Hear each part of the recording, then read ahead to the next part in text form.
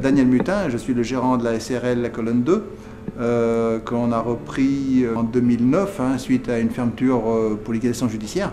On était installé à 5 km d'ici, le restaurant La Feuillée. On connaissait très bien l'établissement La Colonne, c'est une institution dans Bellegarde.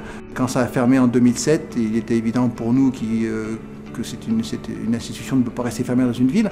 Suite un petit peu à une petite étude de marché, on s'est vite aperçu que malgré les gros travaux de rénovation, malgré le départ à zéro qu'il fallait reprendre, c'était viable. Voilà. Et donc il a suffi d'un petit coup de pouce de Voltaire Initiative pour dire qu'il fallait y aller et puis relancer cette institution. Alors on est reparti de zéro, donc en 2009, suite à de gros travaux, on a créé 9 emplois à l'ouverture. Depuis, on s'est un petit peu agrandi puisqu'on a rouvert à côté une restauration rapide. On a intégré aussi un pâtissier. Aujourd'hui, on est 14. On est en restauration traditionnelle avec aussi une grosse activité bar. On a 45 places assises. On fait à midi entre 60 et 70 couverts, à midi tous les jours. Le soir, suivant les saisons, c'est entre 30 et 60 couverts. L'objectif maintenant, c'est de se consolider, de continuer un petit peu à lancer l'instant gourmand, l'annexe qu'on a ouvert juste à côté. Nous, on aime bien le slogan « ça bouge à la colonne ». Je dis qu'il ne faut jamais rester inactif, c'est jamais gagné, il faut toujours bouger, toujours se remettre en question, toujours chercher des nouveaux partenariats.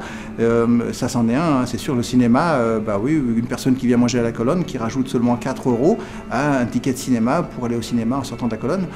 C'est important, tout le monde s'y retrouve, on a envie de participer à la dynamisation de la ville.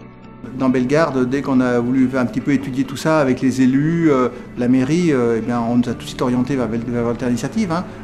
Et puis les premières rencontres ont tout de suite été concluantes. Apparemment le projet paraissait viable et puis ils ont adhéré tout de suite au projet. On a aussi eu la ville qui nous a construit la terrasse dans le cadre du développement de la ville de Bellegarde et puis dans le cadre de l'accessibilité handicapée, puisque sans cette terrasse on n'aurait pas pu rouvrir, on n'était pas aux normes accessibilité handicapée. Donc la terrasse nous a aidés dans ce sens-là, et puis aujourd'hui elle nous aide au développement.